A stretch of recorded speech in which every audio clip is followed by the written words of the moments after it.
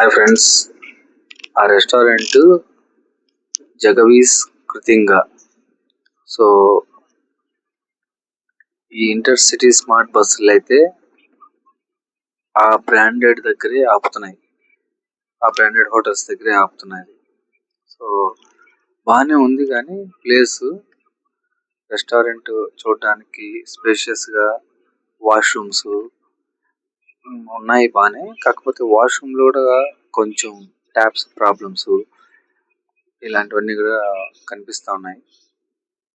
So యావరేజ్గా చెప్పాలంటే పర్వాలేదు, బాగానే ఉంది. వీళ్ళు ఇంటర్ స్మార్ట్ బస్ వాళ్ళు, ఇంటర్సిటీ స్మార్ట్ బస్ వాళ్ళు చాలా బాగానే రెస్టారెంట్ల దగ్గర ఆపడం అనేది పర్వాలేదు, బాగుంది. సో కొన్ని చోట్ల అవి కూడా ఫీల్ అవ్వాల్సి వస్తూ ఉంది. ఎందుకంటే ఫుడ్ మనం తినే టైం దాటింది అనుకోండి, ఆ ఫుడ్ అలాగే ఉంటుంది. సో ఏదన్నా 9 బిలో కానీ 10 బిలో కానీ తినే ఫుడ్డే బాగుంటుంది. సో నా సజెషన్ ఏంటంటే, మన ఇంటి దగ్గర ఏదైనా దొరికితే మంచి ఇంట్లో ఫుడ్డే మంచిది. ఈవెన్ ఫ్రూట్స్ కానీ లేకుంటే ఏదన్నా స్నాక్స్ అవి తెచ్చుకోవడమే మంచిది. సో వాటర్ అయితే వీళ్ళు ఇస్తారు, సో పర్వాలేదు. వాటర్ కూడా మనం కూడా తెచ్చుకుంటే మంచిది. సో ప్లాస్టిక్ అనేది ఎక్కువ వాడకూడదు. కాబట్టి మంచి స్టీల్ ఫ్లాస్క్ ఉన్న విధంగా ఉండేటువంటి వాటర్ బాటిల్స్, కాపర్ బాటిల్స్ వాడటం మంచిది.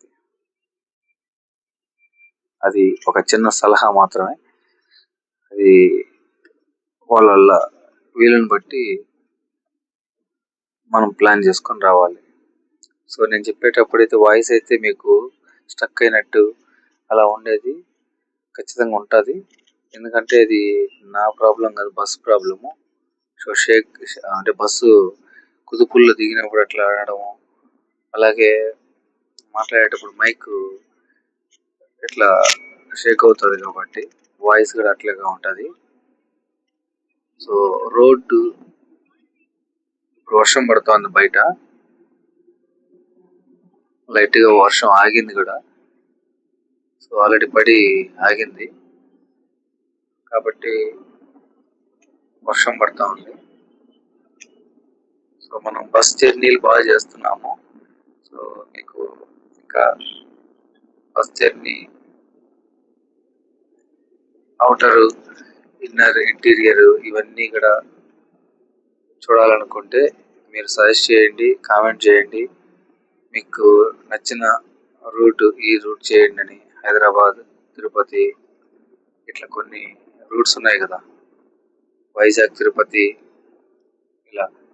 సో మీరు కామెంట్ సెక్షన్లో కామెంట్ చేస్తే నేను దాన్ని బ్లాగ్ చేయడానికి ప్రయత్నం చేస్తాను. ప్రయత్నం కాదు, ఖచ్చితంగా చేస్తాను. సో మీ సలహాలు, సూచనలు ఖచ్చితంగా ఇవ్వండి. మన సబ్స్క్రైబర్స్ పెంచండి. అలాగే మన ఛానల్ని కూడా లోగో మార్చడం జరుగుతుంది తొందరలో. సో మంచి వ్లాగ్స్ అయితే వస్తాయి ఇంకా.